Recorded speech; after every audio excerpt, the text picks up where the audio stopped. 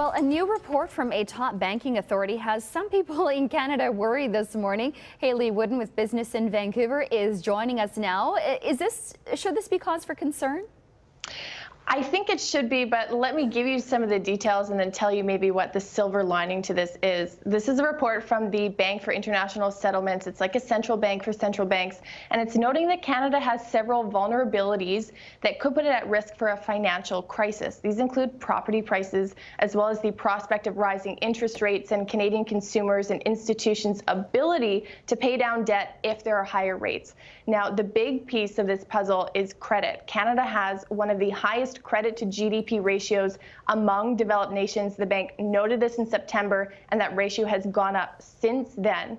Canada sits at 17.4%. Anything above 10% is an indication to the bank that there's too much debt in an economy. And what this means, the bank's saying this is significant because 2/3 of banking crises have been preceded by high credit to GDP ratios in the 3 years leading up to a financial crisis event. Now, this by no means means that nothing can be done, nor does it mean that a financial crisis is imminent, but this bank is noting that there are some early warning signs that should have Canada a little bit cautious. Interesting. Okay. And the province is facing a class action lawsuit about the foreign buyers tax. Tell us what this is about.